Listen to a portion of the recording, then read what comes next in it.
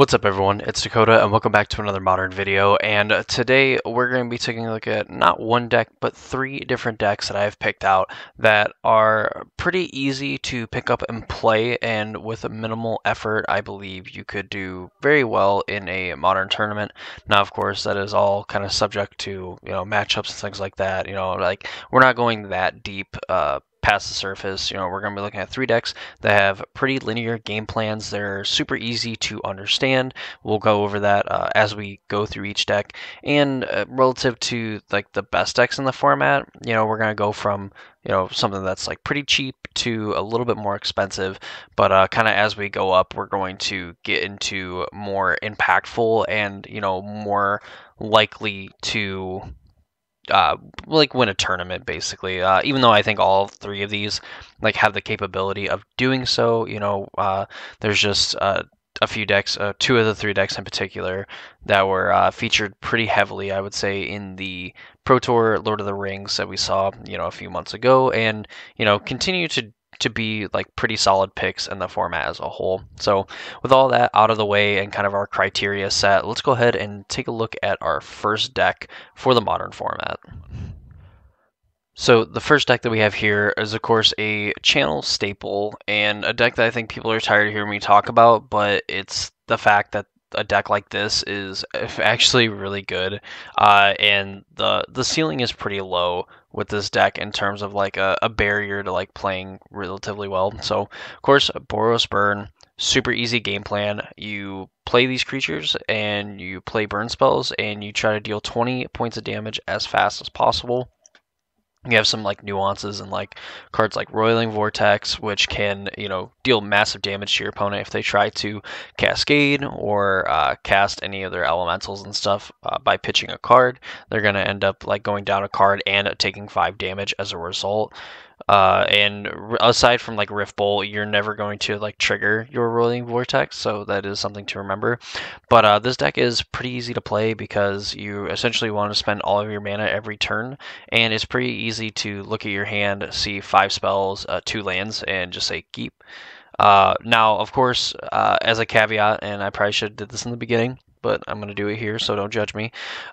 These decks, obviously, the more you learn and the more you play, you'll better understand and you'll be able to make better decisions.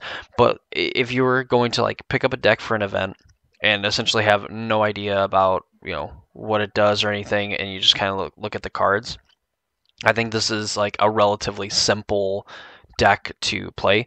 Burn is a little bit more complicated to sideboard just because people tend to take out too many like burn spells or spells in general from the main game plan to bring in a bunch of sideboard cards, and there's just times where like you don't necessarily need that, and that's kind of like a skill that you need to pick up.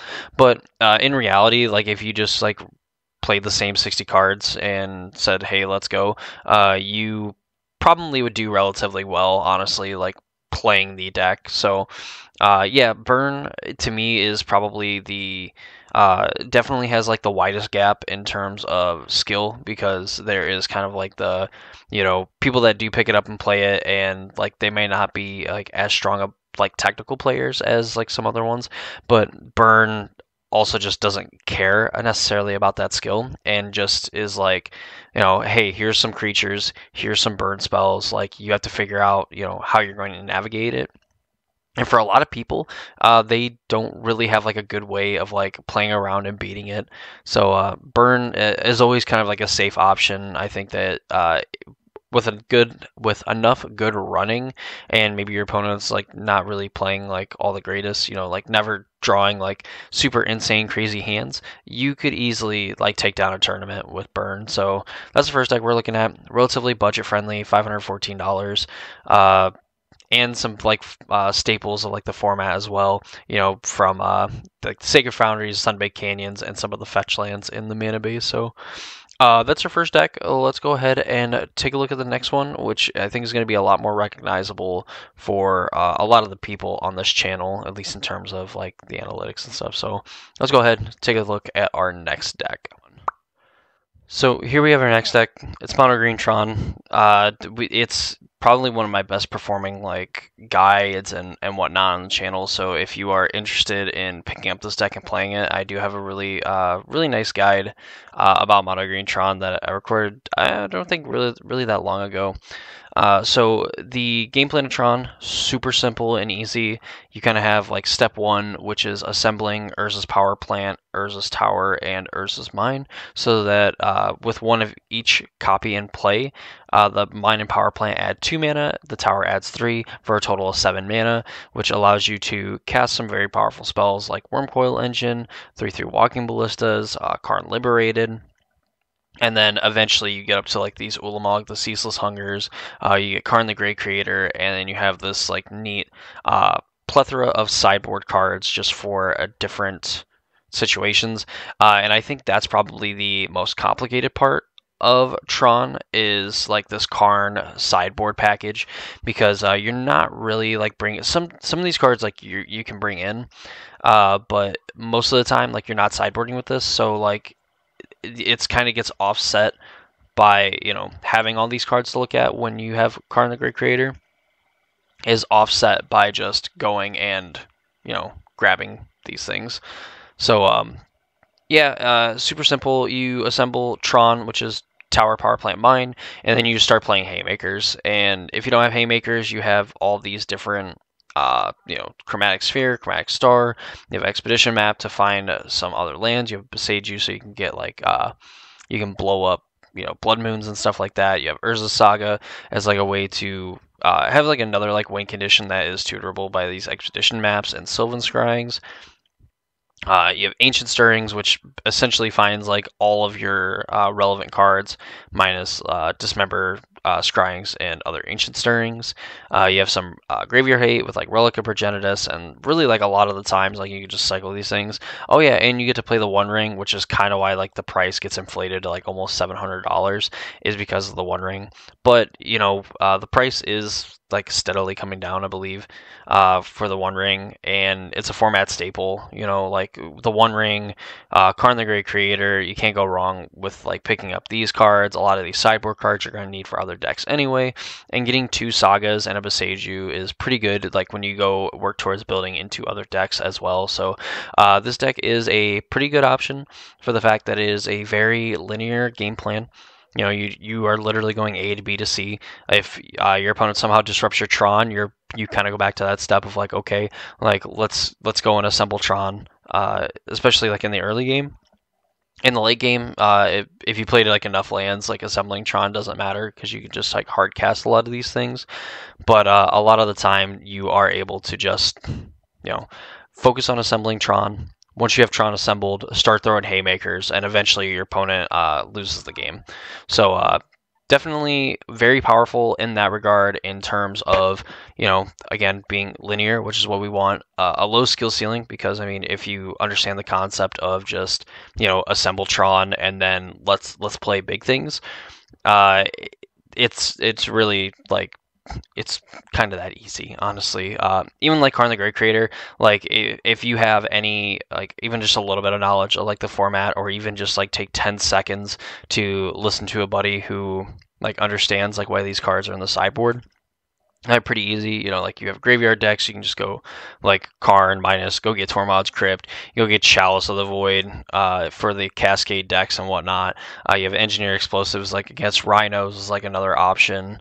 You have Grafdigger's Cage as well, more graveyard hate. You have Haywire Mites, blah, blah, blah, blah, blah, so on. Like you have all these cards that you can go get and kind of mess with your opponent and make life a little bit easier for yourself. And really, it's not that hard to assess a situation and be like, okay, this is what I need. Especially if you take like 10 seconds to just do any additional research on the format aside from just like picking up Tron. So it gets a nod for me. Just really easy deck to pilot once you kind of get like some of the basic like what makes the deck tick, and understanding, you know, what sideboard cards you get in what scenarios. And obviously as you play more of it, it's going to get a lot easier, and you're going to be able to do some other tricks and stuff like that that most beginners won't have. But this is definitely a deck that I think it's easy to get into, play, right away, and can reward you for additional research past, like anything initially, I guess is what I'm trying to say. So that's Tron. We're going to look at one more deck, and we're going to put a nice little bow on this video. So let's go ahead and take a look at the next deck. Finally, we have our last deck that we are going to look at. It is Living End. This deck is pretty, very linear. Obviously, it is the most expensive of the 3 decks, and kind of by design, going from cheapest to the most expensive. But we saw this deck perform very well at Pro Tour Lord of the Rings. It is a deck that is pretty simple in, game ones, where you're just playing a bunch of these cycling creatures and then just trying to cast a Shardless Agent or a Violent Outburst to go into Living End to bring all these things back and wrath your opponent's board. The sideboarding is pretty uncomplicated, but kind of complicated in the same way. So, you're always just sideboarding in certain cards based on, whatever deck your opponent's playing. So it does require a little bit more format knowledge, I think, at the ground floor. But with that said, with even just a little bit of, kind of mastery or, study or anything like that, you can perform very well with this deck. There's not really much more to say. It really doesn't get any simpler than this. You just make sure that you have a 1 or 2 land hand. The generous and the Oliphants are going to kind of help you hit land drops by, with a Force cycling and a Mountain cycling, and the rest of these cards are just going to allow you just to draw cards. Like Street Wraith, you can do it for free.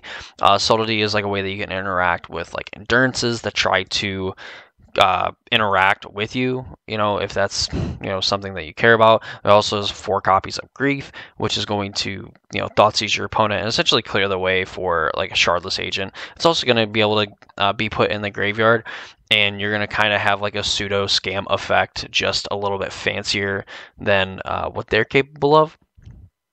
And yeah, I mean, the deck is pretty straightforward. It is very good. You have cards like Grief and Subtlety in the deck that are essentially format staples. You have Gemstone Caverns, which kind of goes into the Rhinos Cascade deck. You have Misty's, Otawara, Steam Vent, Stomping Ground, not really the Sunken Ruins, Botanical Sanctum, Breeding Pool, and these Force Negations as well are all cards that kind of fit into it. So it kind of is like a double-edged sword, where you kind of have bits and bobs of other popular decks in the format that are also very good, arguably some of the best decks in the format. On top of that, just playing Living End as it is very powerful, for those things that I just pointed out. If your opponent's not playing Endurance, Subtlety is not really going to do anything. You have an instant speedway and you have a sorcery speedway of casting your cascade spells. So, I mean, you just kind of find the one that you want for the situation. If you don't have to worry about interaction, you can go and tap out for a Shardless Agent. You get an extra 2 power on the board. You have Violent Outburst, which you can go and just go at instant speed. Your opponent taps out on their turn. You just bring everything back and then you untap and more than likely kill your opponent. You can be relatively patient in this deck as you want to be.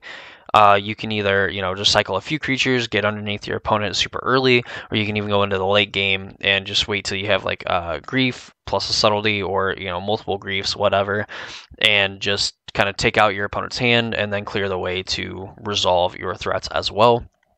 As well as Force Negation being a way to protect your hand from other discard effects, Thoughtseize. Not really going to help you against Grief, but will kind of help you against Thoughtseize. From there, also protect your combo on your opponent's turn, which even if you don't want to, again, you have Shardless Agent, so you're able to play Cascade spell, they counter it, untap, and then go and try to Cascade as well. A little bit more dangerous if your opponent has Force Negation, but again, that's just kind of the nature of the deck. You are pretty all in on the graveyard for the fact that, that's kind of the point of the deck. That's the way that you function. But being a better graveyard choice than, say, Dredge at the current moment, just because you get a little bit more you get a little bit more like interaction from the sideboard, and like you can cheat on these costs. Like Force of Vigor is like a 4 mana card, but you can pitch a green card on your opponent's turn. Mystical Dispute is a 3 mana mana leak, but if it targets a blue spell, which is primarily what you want it for anyway, it costs 2 less, which means it is 1 blue to essentially mana leak a blue spell. You have Brazen Borrower to interact with things. You have Subtlety as like more ways of dealing with endurances. You have your own endurances for the mirror and other graveyard decks, and then you have like Ingot Chewer for those artifacts like Chalice of the Void and Grafdigger's Cage and so on. So this deck definitely has tools of dealing with graveyard hate, which is like the thing that hoses it completely. And kind of as we get like later and later into the modern format, you see decks like this getting more tools to deal with some of the graveyard hosers that we see being printed in the format. So Living End's the deck that I'm going to end this on. Probably the best deck of the three, just because I think it is the most linear, even though it is the most expensive of the three. Definitely super easy gameplay, and I think anybody can kind of understand the concept and go through that way, and could possibly just spike a tournament based on that. Just get a little bit of use like sideboarding, figure out what cards you like, don't like, so on, and you're basically good to go without really knowing too much more about the format, and really just having a good place to start and kind of learn. So yeah, those are my decks for a modern, relatively low skill ceiling, barrier to entry, and so on, and can also reward you for just playing very well and understanding the deck, learning, and so on. So that's going to do it for me in this video. I hope you all enjoyed. If you did, please leave a like on the video. Comment down below if there is any decks that I missed that may be a little bit easier, and possibly even like on the more budget side.